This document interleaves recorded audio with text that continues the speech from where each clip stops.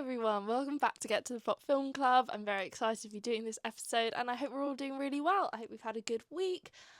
Anything from my side? Nothing crazy's been happening, to be honest. I've had time off work this week, so I've been able to put a lot more energy into this, which is really nice. Although I do apologise about the fact that I forgot to upload the part to put the reviews. I don't know why it's always that bit that slips my mind, because I do the first one and I'm like, oh yeah, all done, and then I just forget to do the second one. But I will tell you something quite funny actually. Tomorrow I have a date.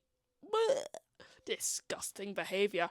I'm not really one to go on dates a lot, to be honest, because I don't really like men, but I'm actually going on one tomorrow. But the funny thing is, and this actually has something to do with film, is that I'm having an IKEA date. Like, my first ever date with this man will be an IKEA date, and obviously the first thing that comes to my head is 500 Days of Summer. If you don't know that movie, please go and watch that movie. If it's ever on a free streaming service, don't worry, it will definitely be a film club pick. But I've always wanted to have an IKEA day. I think it should be so fun, just mooching around the showrooms and pretending that we've been married for the past 10 years, and then you go into all the knick-knack area and then you just talk about design choices, and then I can see if he has taste, which obviously he must have some taste because he's wanting to go on a date with me. But sorry, yeah. So I'd let you know, but yeah, maybe I'll share on him next week how it goes. Maybe I won't. We'll see. If it's an absolute disaster, I will tell everyone about this. But if it's great, then if I don't mention it, then have high hopes. But that's what I'm going to say. Anyway, the importance of being earnest. That was the film choice for the week. And I'm not, I need to stop, I say and then I'm like, oh, do I say what I'm going to think? No, I'm going to wait until I get to reviews with everyone else, and I will say exactly what I've been thinking. But this film was made in 2002 by director Oliver Parker. And he has done 3 movies that were written by Oscar Wilde. Well, I say the movies weren't written, the plays or the books were written. He directed An Ideal Husband in 1999, and then did this movie, and then did Dorian Gray in 2009.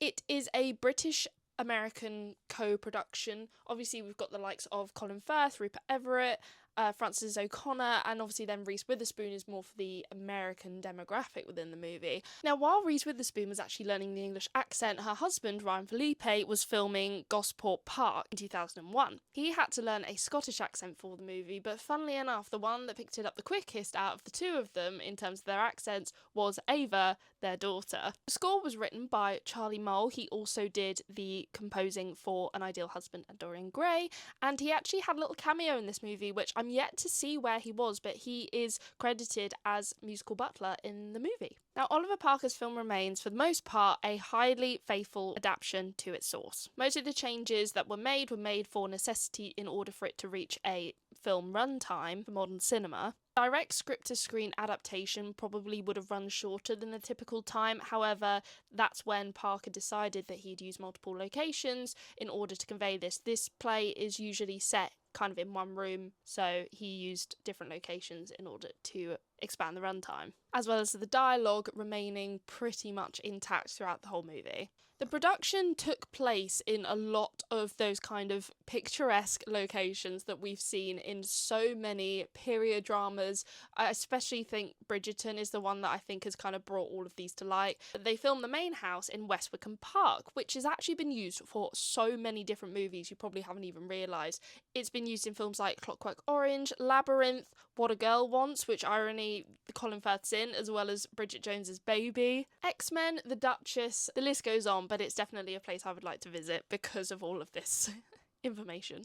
It did cost, however, £50,000 for the filmmakers to acquire the set. Anna Massey, who played Mrs. Prism, and Dame Judi Dench, who played Lady Bracknell, reprised their role from the original National Theatre production that they did together in 1982.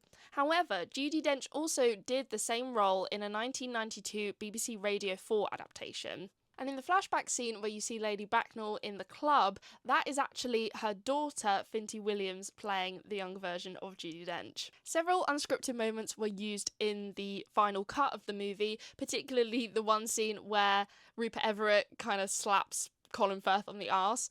That reaction for Oliver Parker was so comedic and funny that he just couldn't find himself to take it away from the real movie, so they kept that moment in. It's funny, I think Colin Firth and Rupert Everett have such a good dynamic together. And funnily enough, they'd already done 2 movies up until this point. They'd done Another Country and Shakespeare in Love, and then proceeded to do Centurions and Centurions 2 afterwards, which are like 2 of my favourite movies. I love them so much. I think it was kind of weird seeing them in this movie together, and that Rupert Everett was not dressed as a woman. And I never thought I'd say that.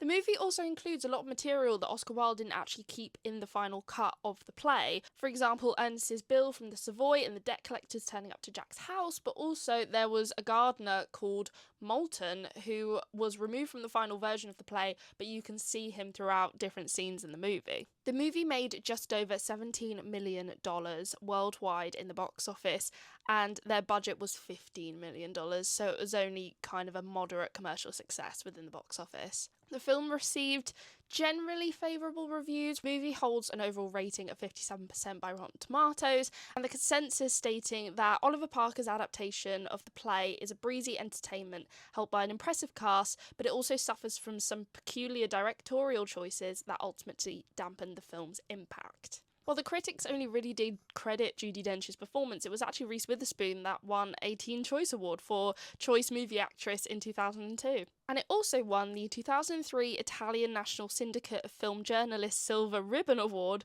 for Best Costume Design by, and I apologise if I get this wrong, but Maurizio Milanotti.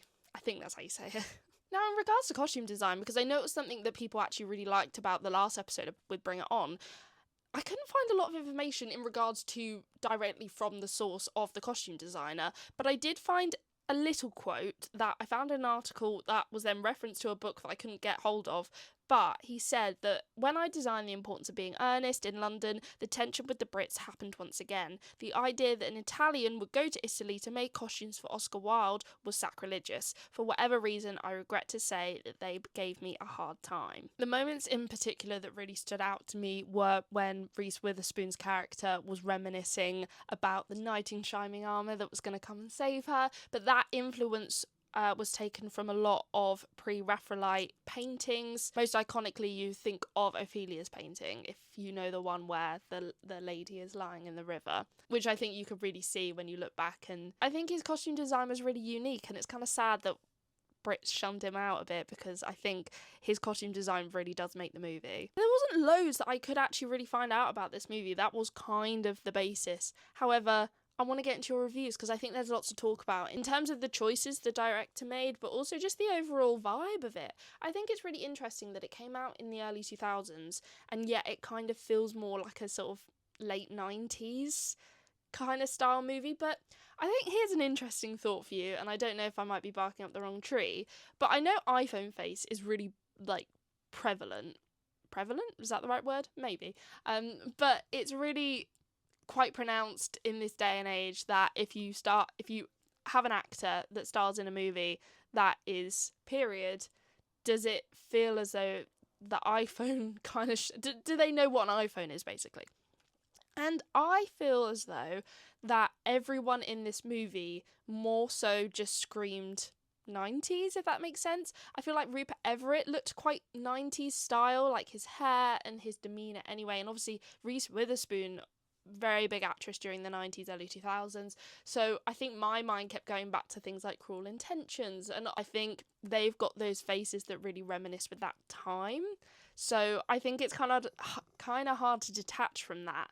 But let me know what you think on that. Is there ever any actors that you can only really think of from one movie, so when you see them in other movies it does just kind of take away? I think it's also when we chatted about The Odyssey, Tom Holland is such a iconic face now. He is Spider-Man, but also I think he's been in so many movies that you can't detach his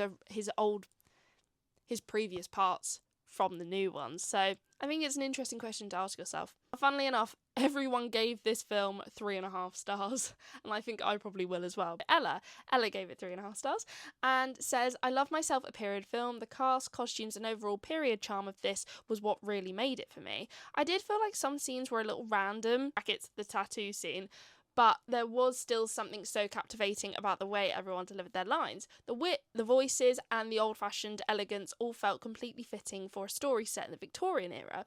Everyone felt perfectly cast, and Reese Witherspoon stood out for me the most. Her voice was genuinely captivating, and she had such a charm about her that made every scene she was in stand out. I agree with you on that, on the tattoo. I can never say tattoo because I want to say tattoo. But the tattoo scene. I'm guessing it was probably dramatic irony.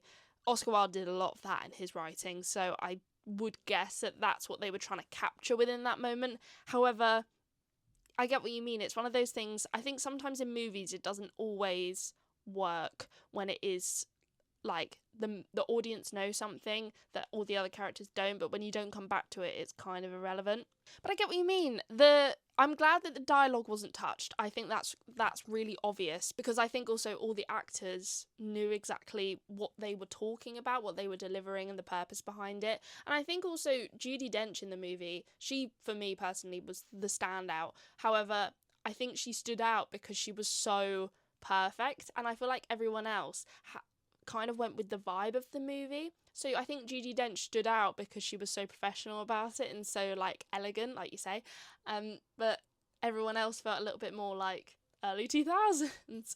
So yeah, but Reese Witherspoon as well. Again, like she has that vibe and that quirkiness, and also she's one of those people that audience can agree with, that you can understand why someone will drop everything for her. Obviously, Rupert Everett is like, you know, this is the woman I want to marry, and I've never really thought about marrying before.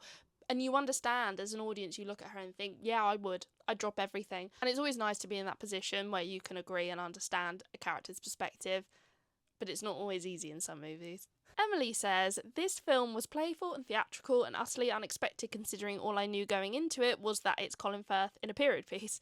There were definitely parts where I was a little confused, or it felt a little bit too much. Brackets, I cannot erase the image of Colin Firth shouting mummy from my head. But overall, whilst I didn't love it, certainly enjoyed watching it, and I think it captures the kind of theatrical, social subversion that Oscar Wilde embodied. Also, Reese Witherspoon is just stunning, yeah. I think, for me, the most confusing part was the end, because it's trying to tie up all the loose ends, and obviously it is all about deception, confusion, you know, things like that. And I felt myself being very confused. And I think moments like that where Colin Firth is being a bit silly, I think was trying to be the vibe, and I'm guessing that's probably what Oliver Parker was after, just having little quirky moments that kind of took you out of the period of it. But I get what you mean. I think Colin Firth, he's so funny because when he does moments like this, especially in things like Mamma Mia or Nanny McPhee, for example, he has little quirky moments, and I think you can really see his soul just like shriveling when he does stuff.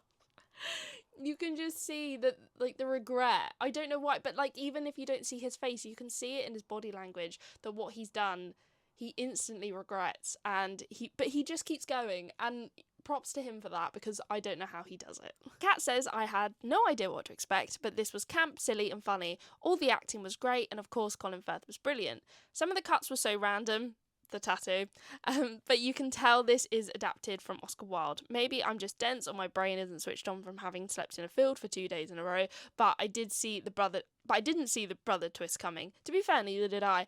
I can't quite put my finger on what's not making this a higher rated movie. Just a vibe, I guess, but it was enjoyable. Do you know what? I agree, actually. I think it was that it felt a little surface level. I didn't feel like there was so much to go into, but I think also, like you said, that tattoo, it was weird, and but I think it made it modern, if that makes sense. Like I said before, it kind of brings you out of it. But to be fair, like, I didn't know anything about this. I didn't know anything about this movie going into it, and I didn't see the brother twist coming, but I think my problem was I was really struggling to work out what everyone's relations were. And to be fair, like you said, Kat, I think I'm naturally dense anyway. At least, like, I'm sure you probably were just feeling tired from being away from home, but I am a little bit of an airhead, what can I say? And I think even being sat there and then working out that he was pretending to be his brother, but then that's his cousin and he's still flirting with her, And then I was getting confused because I was like, why would he be flirting with her? Because they're cousins and that's creepy. But then I guess for the time it probably isn't. And then, yeah, just working out then who Judi Dench was in relation to Colin Firth. But then I guess that's his auntie now. And yeah, I think I'm still glitching out about it, but it's still fun. And like you said, it's just a vibe. I think it is one of those movies where you just look at and say, I'm vibing with this. Don't know what's going on, but I'm having fun. And I think that's what matters. It's very similar vibe to Bring It On, I think. It was that thing of, it's got the quirky little moments in it. Couldn't really tell you much about what was going on, but did we all have a good time? And I think the consensus is yes. I think it's just a fun little watch of an evening, probably, and with your girlfriends, painting your nails and... no, this is so cringe. Hello, Katie from the editing room here. I actually realised that I never reviewed it myself. I think, though, I do agree with everyone else. I think I'm going to give it 3.5 stars. I think it's a good film. I wouldn't deny that it isn't. I just think it kind of, like Kat said before, it just misses the mark on some stuff, but you can't just quite put your finger on what it's missing. So that's why I'm giving it 3.5 stars. Back to Katie on the pod. But I'd watch it with my sister, that kind of thing, so yeah. But anyway, thank you so much for tuning in for this episode. It kind of felt a little bit short on the facts side, but actually some of them were quite interesting, so hopefully it kind of balances it out for you. But yeah, thank you so much, and hopefully I'll see you next week. Next movie, I'm actually still a little bit undecided on, but don't tell anyone. Ooh. Yeah, we're gonna kind of probably panic pick. It's because basically I have one in mind that I want to do at some point, because we must celebrate an occasion, but I'm not going to say any more than that. However, I want to make sure I get it at the right time, so I just have to wait a little bit longer. So, yes, we'll watch this space, and soon we'll find out together which one it's going to be. So I'll see you all very soon, and thank you for listening. Love you all. Bye-bye.